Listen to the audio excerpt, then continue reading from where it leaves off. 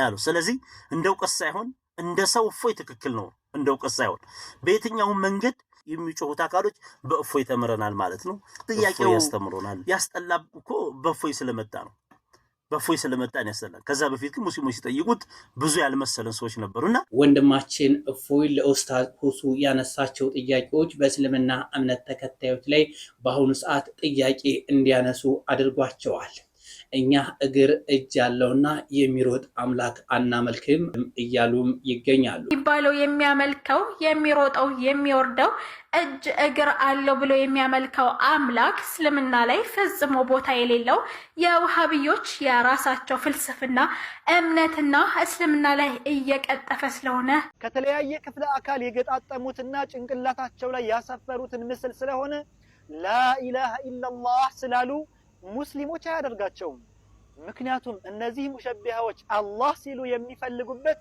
እኛ ሙስሊሞች የምናመልከውንና በፍጹም ፍጡራንን የማይመስለውን ጌታችንን ሳይሆን ከተለያየ ክፍለ አካላት የገጣጠሙትና ጭንቅላታቸው ላይ ያሰፈሩትን ስለሆነ ማለት ነው ኦርቶዶክስ ተዋሕዶ ቤተክርስቲያንስ ረቂቁን የእግዚአብሔርን አካል አለው ስትልስ ምን ማለቷ ነው እሱንም ሌላው በጣም የገረመኝ ሌላ ሀገር እግዚአብሔር የሚለውን ቃል አይተቀሙትም እግዚአብሔር የምትሉ እናንተ ናችሁ አለ እኔ እንደዚህ አይነት ድክመት ዓለም ከተፈጠረ ዘመን ከተቆጠረ አይቻላውቅ መጽሐፍ ቅዱስን የኢትዮጵያ ሕዝብ ነው እንደፈጠረው የኢትዮጵያ ጸሐፊ ነው የጻፈው ማን ነው የጻፈው አሁንም ስጋትና ጭንቀት ላይ ነን እያሉ ያሉት ያሰቡት ገብረወገግ ገዳም አባቶቻችን አንድ አባት በአሰቃቂ ሁኔታ እንደተገደሉባቸው ተናግረዋል እባካችሁ ድምጻችንን ከፍ አድርጋችሁ ለዓለም ሕዝብ አድርሱልን የሚል መልእክትም አስተላልፈዋል እነዚህና ያስተምሩናል ይገስጡናል ያልኳቸው ምሬሽ ቀርብ ያለው ሰላም በዓለም ዙሪያ የምትገኙ ውድ ኦርቶዶክሳውያን እንደምን አላችሁ ይህ ቪዲዮ ደርሷችሁ እየተመለከታችሁ ከሆነ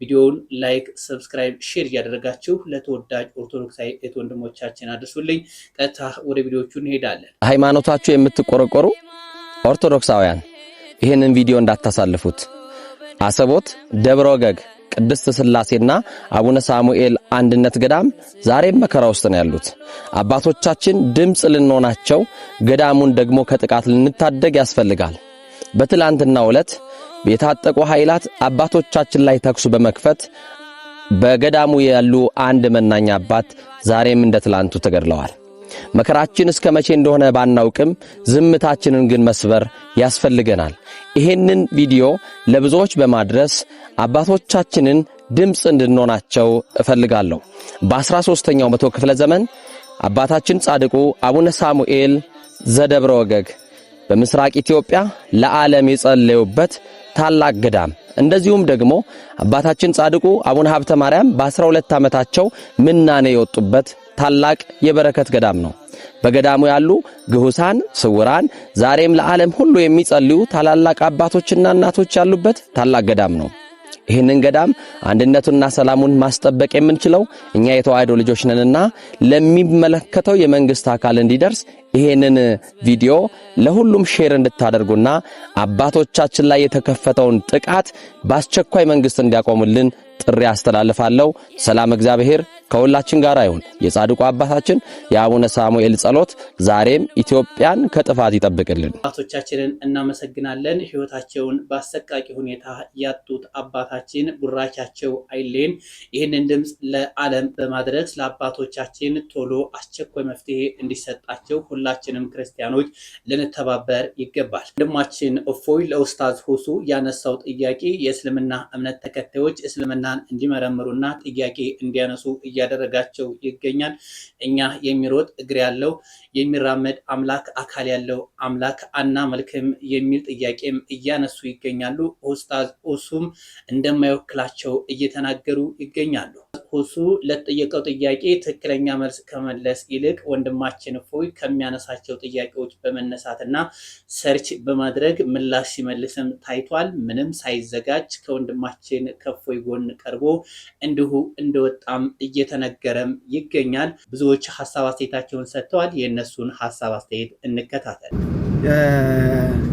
ለእፎይ የተሰጠው ደቂቃ ላይ ኢንተራፕት ያደርግ ነበር መሃል ላይ የገባ ያቋርጥ ነበር የተፈለገው በአንጻሩ በህዝበ ሙስሊሙ ዘንድ እፎይ የተባለ ወንድም ተሳዳቢ ነው የሚል ተደጋጋሚ ክስ ስለተከሰሰና ያንን እንዲያምኑ ስለተፈለገ እፎይን የስሜት ለውጥ እንዲያደርግ በማድረግ ተሳዳቢ እንደሆነ ለማስመስከር ነው እንጂ የተገባው ሃይማኖታችሁን ለማረጋገጥ አልነበረም የገባችሁት።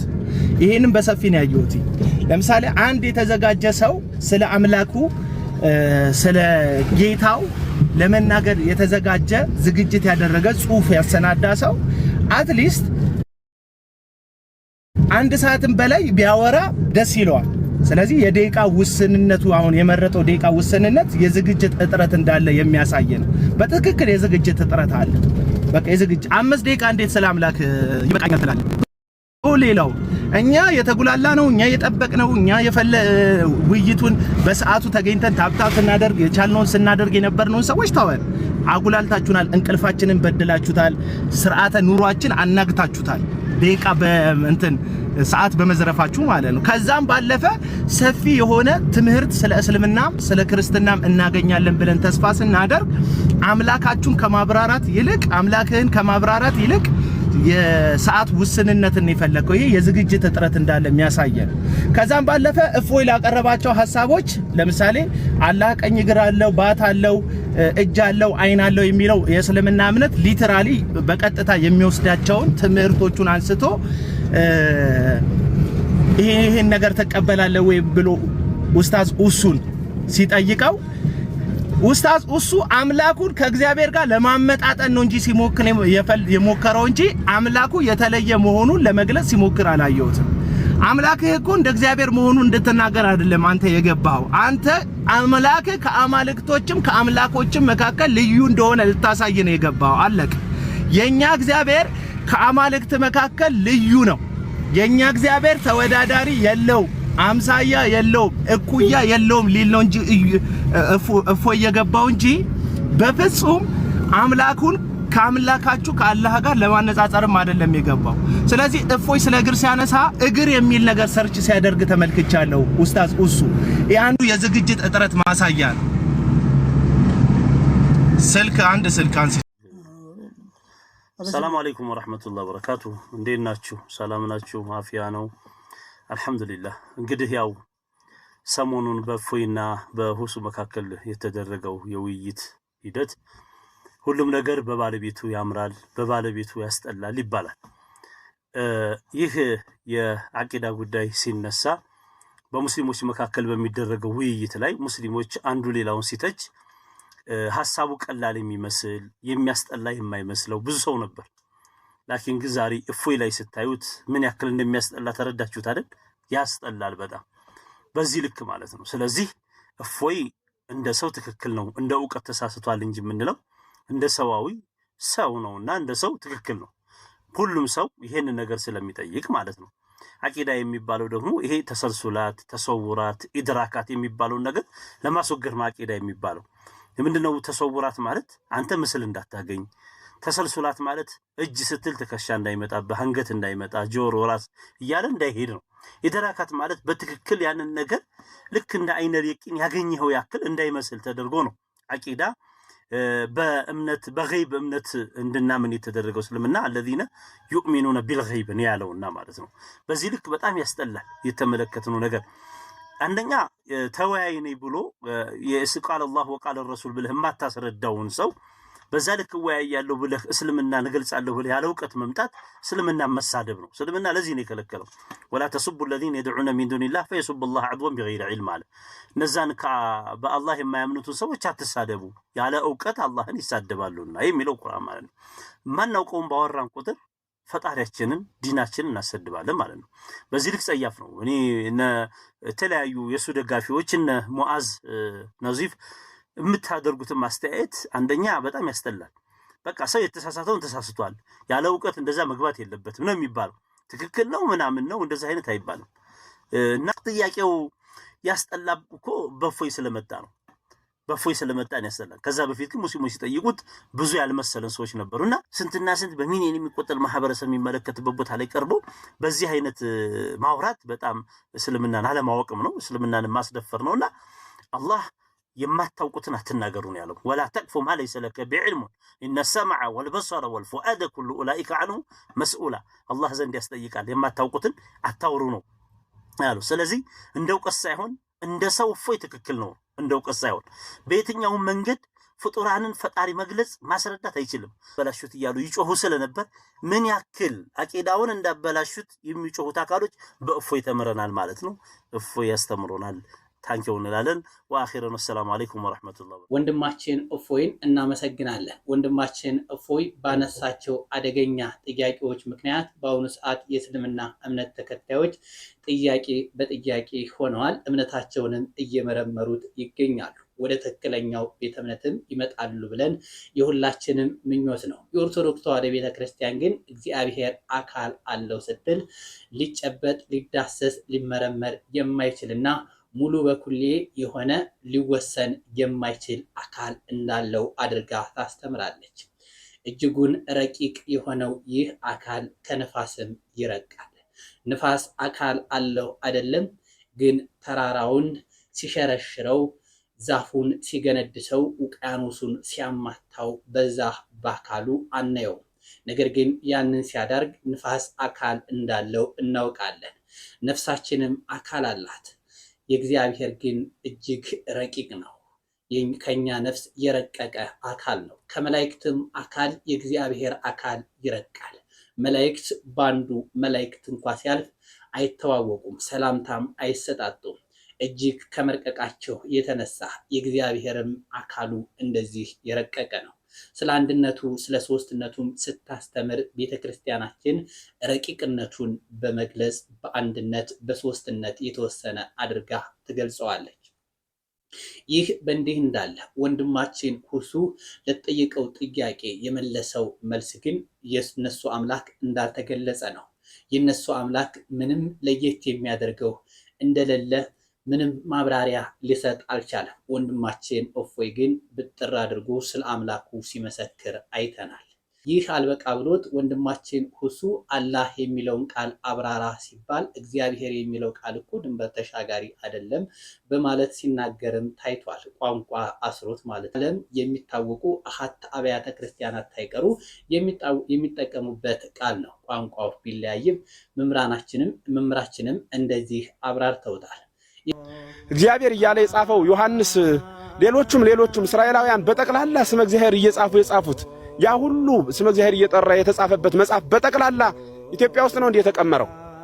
ሮማዊው ግብፃዊው እየተባለ የተጻፈበት ማን ነው እግዚአብሔር እያለ ሲጠይቅ የነበረው ያ የፈርዖን ድምጽ ይህ ሁሉ በጠቅላላ የመጽሐፍ ቅዱስ ሐሳብ ኢትዮጵያውያን እኛ ነን እንዴ የሰራ ነው?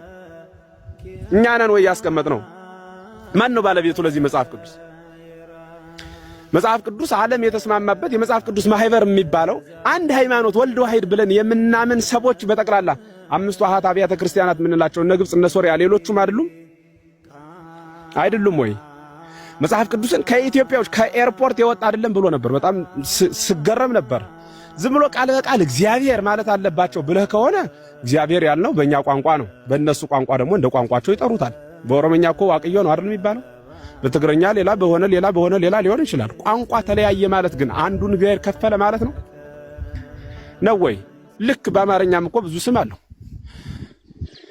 በዘመነ ብሉይ ቃል አካላዊ ቃል ኢየሱስ በአካላዊ ቃል ወልድ ያልነው፣ በዘመነ ሐዲስ ደግሞ ስግው የሆነው ኢየሱስ እንለዋለን።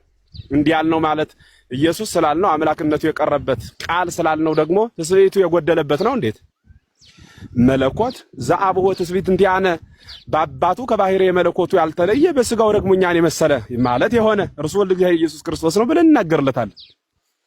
እና በጣም እየገረመ እግዚአብሔር ማለት በነገራችን ላይ ተቃውሞ የሚያስነሳ ነው። ስመ ባህሪ እኮ አይደለም፣ ስመ አካል ነው። ማን ነው? ይቅርታ፣ የባህሪ ግብር ስም ነው እግዚአብሔር ማለት እኮ ፈጣሪ ማለት ነው። እግዚ ማለት ገዢ ማለት ነው። ብሔር ማለት ደግሞ ፍጥረት ወይም ህዝብ ወይም ስብስብ ማለት ነው። ስለዚህ እግዚአብሔር ማለት የህዝብ ገዥ ማለት ነው። የበላይ ፈጣሪ ማለት ሰብሳቢ ማለት ነው። ይህ ቃል የባህሪ ግብር ስም ነው። የባህሪ ግብር ደግሞ ስም ከሆነ እግዚአብሔር የሚለውን ቃል ተቃውሞ ይሆናል እንዴ? ፈጣሪ ብዬ ስናገር ሰው ለፈጣሪ ለሚለው ቃል ለኔ ተቃዋሚ ይሆናል እንዴ? እንዲያ ብዬ ስናገር ፈጣሪ ለሚለው ቃል ለኔ ሰው ተቃዋሚ ይሆናል ወይ? በምን ስሌት? በየትኛው ቋንቋ? በየትኛውስ መጽሐፍ ቅዱሳዊ አስተምህሮ ነው ሰው ለኔ እግዚአብሔር ብዬ ስናገር ፍጥረታትን የፈጠረ የበላይ መሪ ማለት ነው? ስመ ባህሪውማ እኮ የእግዚአብሔር ስመ ባህሪው ይሄ ነው ብሎ እኮ ሰው አይናገርለትም። የሰው ባህሪው ሰው ነው እንለዋለን። ከሰባት ነገር የተቀመመ ተብሎ ይብራራለታል። የእግዚአብሔር ባህሪው ምንድነው ሲባል ጠባዩ ነው። ጠባዩም ባህሪው ነው፣ አይታወቅም። የማይታወቀው አይብራራም፣ የማይብራራው ደግሞ ይኖራል። ያላወቅነው ስለማይታወቅ አይደለም፣ ማወቅ የሚችል ሐሳብ እግዚአብሔርን የሚመረምር ፍጥረት ስለሌለ ነው። ሁሉን እንመረምራለን፣ ነገር ግን እርሱን ልንመረምር አንችልም ተብሎ ተጽፏል። ሊቁ በሃይማኖተ አበው 76 እንደነገረ ወለቱ ሳልወ ዘይተሐሰሶ ብሎናል እኮ ሐዋርያው ቅዱስ ጳውሎስም እርሱን ግን የሚመራመረው የለም ብሏል። መልዕልተ ሕግ ስለሆነ እና በጣም እየገረመኝ እየተደነቅኩ ነበር። እግዚአብሔር በሚያውቅ የት ነው የመጣው? ማን ነው እኒህን መጻሕፍት ያስቀመጣቸው የሚል ይህ መነሻነት። እኛ እኮ በሚገርማችሁ ሁኔታ መጽሐፍ ቅዱስ ራሱ የተቀመመው በአንድ ሰው ብቻ ሐሳብ የመጣ አይደለም። መጽሐፍ ቅዱስን የጻፉት አጠቃላይ 40 ሰዎች ናቸው። በአዲስ ኪዳን ያሉ በብሉይ ኪዳን የሐዲስ ኪዳን 8 ጸሐፊያን፣ የብሉይ ኪዳን ወደ 32 ጸሐፊያን እኒህ ተደምረው ነው ወደ 40 ሰው መጽሐፍ ቅዱስን የጻፈው። ወደ 40 ሰው 48 የሚሉት ፊታዊ ንግግሮች እንደውም አሉ። ይሄንን ያህል ሰው የጻፈው እግዚአብሔር በየዘመኑ ያነጋገራቸው ሰዎች የጻፉትን ነው መጽሐፍ ቅዱስ ያልነው። በየዘመኑ ከሙሴ ጋር የተነጋገረው እግዚአብሔር ሙሴ ለልጅ ልጁ ነግሮት ሙሴ ያኛው ደግሞ ለዚያ እየነገረው ብቻ የመጣ አይደለም። ትውፊታዊ ብቻ አይደለም ያለን እኛ በየዘመኑ የመገለጽ ውጤት ነው መጽሐፍ ቅዱስ ማለት። ምን እያልከን ነው ካላችሁኝ፣ ሙሴ ጋር ያወራው እግዚአብሔር ኢሳይያስ ጋር አውርቷል። ኢሳይያስ ጋር ያወራው እግዚአብሔር ኤልያስ ጋር አውርቷል። ኤልያስ ጋር ያወራው እግዚአብሔር ሶፎንያስ፣ ሐጌ፣ ሚልክያስ ሌሎችም ነቢያት ጋር አውርቷል። ዳንኤል ጋር ያወራው እግዚአብሔር እርሱ ሕዝቅኤል ጋር አውርቷል።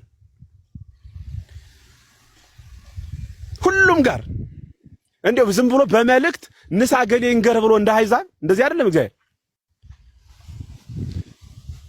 እንደዚህ አይደለም። የሆነ አንድ ግለሰብ መጽሐፍ ቅዱስ ይኸው ተገለጸልኝ ብሎ ቋጥሮ አምጦም አልተቀበልነው። በጣም የብዙ ዘመን መጽሐፍት በነገራችን ላይ በቤተክርስቲያናችን አስተምህሮ መጽሐፍ ቅዱስ ለመባልና ለመሆን አንድ ላይ ለመጠረዝ የፈጀበት አጠቃላይ ዘመኑ 4100 ዓመት ነው። የ4100 ዓመት መጽሐፍ ነው ያለን እኛ። መጽሐፋችን እሱ ነው። ሰው ባልበዛበት ዘመን ኃጢአትም ስላልበዛ በዚያ ዘመን እግዚአብሔር መጽሐፍ ብዙ አላጻፈም። ቃል በቃል እንዳልኋችሁ እየነገራቸው እንዲያያለ ትንሽ መጽሐፍ እየተሰጣቸው በእነ ሄኖክ ምስጢር እየተገለጸላቸው እንዲያያለ ከዚያ ሰው እየበዛ ከዚያ በኋላ ነው ይቅርታ እግዚአብሔርም ፈቃዱ ሆኖ